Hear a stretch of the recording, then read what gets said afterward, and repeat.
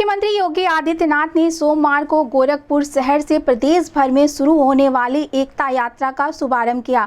यह यात्रा 25 नवंबर तक सभी 403 विधानसभा क्षेत्रों में निकाली जाएगी। कार्यक्रम की शुरुआत मुख्यमंत्री ने नगर निगम परिसर में अपने गुरुदेव राष्ट्रीय संत ब्रह्मलीन अवैधनाथ जी महाराज की प्रतिमा पर पुष्पांजलि देकर की। इसके बाद उन्होंने रानी लक्ष्मीबाई, भारत माता और वंदे मातरम के रचयिता बंकिम चंद्र चट्टोपाध्याय के चित्रों पर माल्यार्पण किया।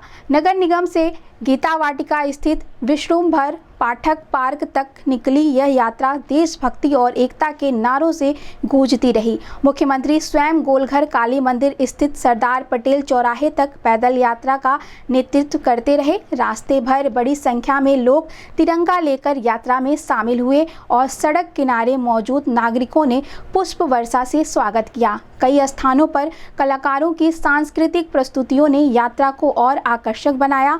काली मंदिर पहुंचकर मुख्यमंत्री ने पूजा अर्चना की और सरदार पटेल की प्रतिमा पर माल्यार्पण किया। कार्यक्रम के दौरान मुख्यमंत्री योगी आदित्यनाथ ने कहा कि सरदार पटेल की 150वीं जयंती पर पूरे प्रदेश में रन फॉर यूनिटी और विभिन्न जन जागरण कार्यक्रम आयोजित किए जा रहे हैं। उन्होंने कहा कि सरदार पटेल का संदेश स्पष्ट है कि स्वतंत्रता, जिम्मेदारी के साथ राष्ट्र सेवा का संकल्प है और जागृत युवा ही देश की असली शक्ति है।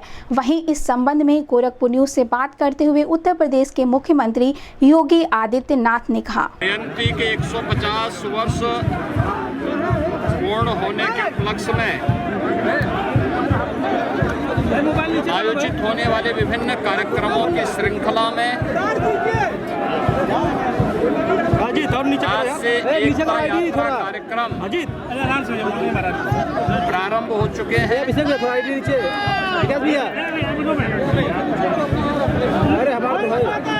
हम सब जानते हैं विकास भैया थोड़ा सा नीचे 31 अक्टूबर राष्ट्रीय स्तर पर लौह पुरुष सरदार वल्लभ भाई पटेल की जयंती का आयोजन हो सके। सरदार अटल बिहारी वाजपेयी जी जब प्रधानमंत्री थे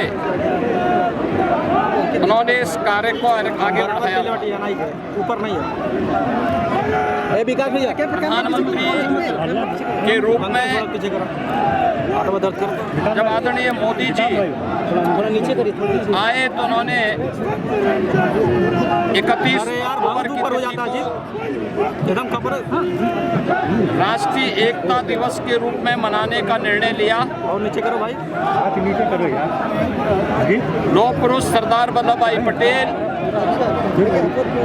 जो भारत की अखंडता के शिल्पी हैं,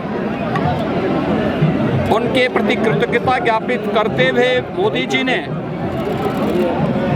सरदार सरोवर पर नर्मदा नदी के तट पर गुजरात के केवड़िया में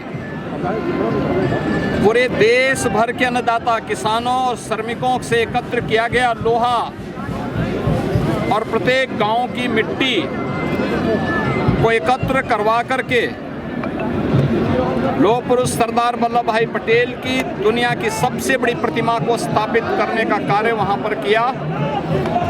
आज वह दुनिया का टूरिज्म का एक बेहतरीन केंद्र के रूप में स्थापित हुआ है। लौह पुरुष सरदार वल्लभ भाई पटेल के प्रति,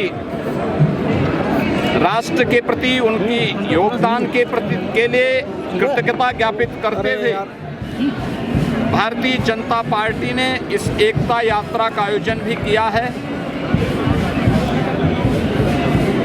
उनके जन्मदिन के अवसर पर प्रत्येक जनपद में राष्ट्रीय एकता दौड़ रन फॉर यूनिटी के बारे के कार्यक्रम संपन्न हुए थे।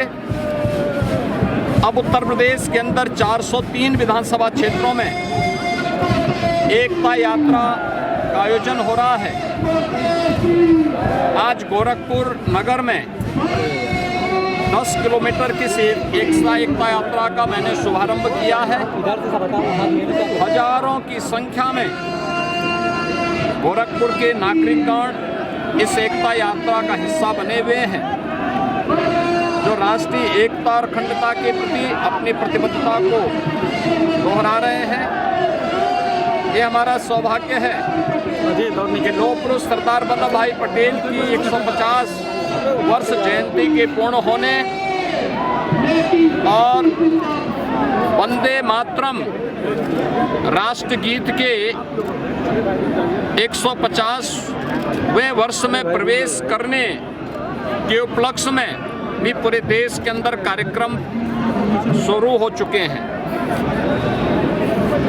राष्ट्रगीत वंदे मातरम के प्रति कृतज्ञता ज्ञापित करते हुए हर स्कूल कॉलेजेस में इस गीत का वाचन हो, सामूहिक गायन हो, यह हर एक के लिए आवश्यक है। राष्ट्रीय एकता और अखंडता को कमजोर करने वाले उन कारकों को ढूंढना पड़ेगा, उस पर प्रभावी प्रहार करना पड़ेगा, जिससे आने वाले समय में कोई दूसरा जिन्ना पैदा होकर के भारत की अखंडता को चुनौती न देने पाए। इस उद्देश्य से आज की एकता यात्रा व्यापक जन जागरण का आह्वान कर रही है। लौह पुरुष सरदार वल्लभ भाई पटेल ने भी देशवासियों का आह्वान किया था कि स्वतंत्रता का मतलब केवल आज़ादी नहीं, बल्कि राष्ट्र के प्रति हमारी जिम्मेदारियों का एहसास हमें कराता है। देश के युवाओं के लिए भी उन्होंने कहा था कि जिस देश का युवा जागरूक होगा, जागृत होगा, उस देश में कभी गुलामी नहीं आ सकती। हमें इन दोनों बातों को ध्यान में रख कर के सदैव आगे बढ़ना होगा। ये राष्ट्रीय एकता इसी बात को आगे बढ़ाने का कार्य कर रही है। इस अवसर पर मैं एक बार फिर से लौह पुरुष सरदार वल्लभ भाई पटेल की स्मृतियों को नमन करता हूं।